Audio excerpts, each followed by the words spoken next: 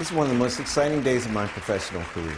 It gives me an enormous amount of pleasure to be here and to welcome you all to the M. Victor Leventritt Symposium, a truly remarkable event commemorating today the launch of The Image of the Black in Western Art, second edition, published by the Harvard University Press. You see these 4 volumes?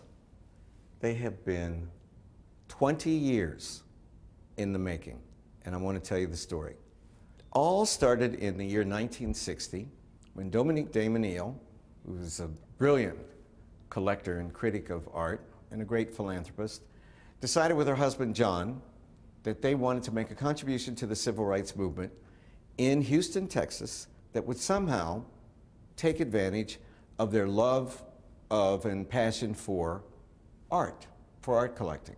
And they decided to commission a man, Ladislas Bugner, in Paris, to look at high Western art and gather images of noble people of color, noble Africans, who had been represented, much to the great surprise of most of us about this subject. Most of us, particularly in 1960, were almost completely ignorant, except for a few scholars.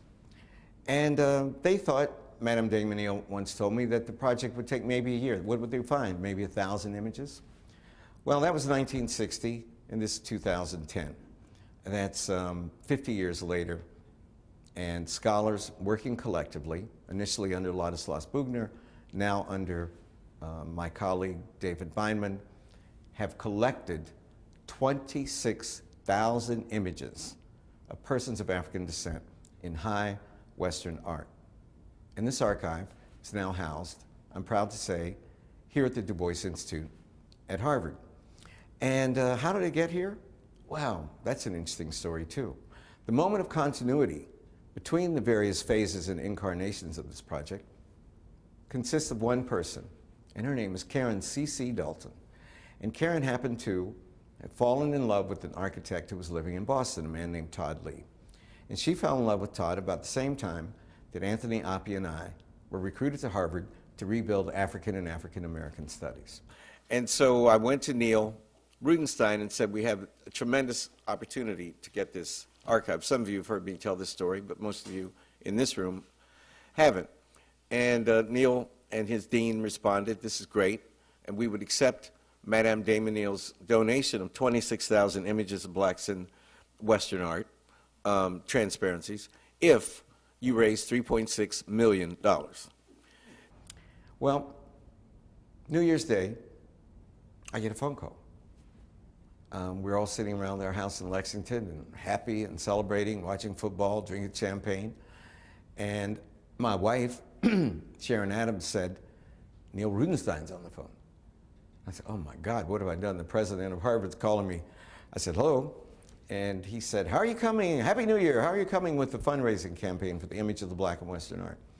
So I did what any good chair would do. I fibbed. I said, oh, it's coming fine. I have grant proposals here, grant proposals there. Waiting to hear any moment. Sure, we'll raise the money. He goes, yeah. What if I tell you that someone just pledged anonymously $1 million? I said, what? He said, yeah, on one condition. That's that the Menil Foundation matches that $1 million. And I said, well, how do I do that? And he said, wait till the holiday's over, call Madame de Menil, tell her I have a feeling that she'll match it. I did that with great trepidation. She said, I think that's reasonable, I'll get back to you. She got back to me. In 72 hours, we had $2 million. And then just over a year ago, my friend, former colleague in the English department, Sharmila Sen, the brilliant editor at the Harvard University Press, said that she wanted to see me. She had an idea. So we met. She came over and she said, you know, there's an Image of the Black project that you're trying to get off the ground? I said, yeah. And she said, we'll do it. If you pick up the me meeting as director of the Du Bois Institute, the cost for the contributors and the permissions, we'll undertake all the printing costs and the cost for 4-color. So I thought about that for a nanosecond and I said, you got a deal. I thought she had bumped her head. Couldn't believe it, because I'd been trying to raise the money, after raising money for the endowment, to pay for the printing costs, which were considerable. And the result, as I said at the beginning, is the publication of the new edition of the first 4 volumes in the Image of the Black in Western Art series, which will, when completed, consist of the 8 original volumes as planned, and then 2 more that David Beinman and I will be editing, for a total of 10.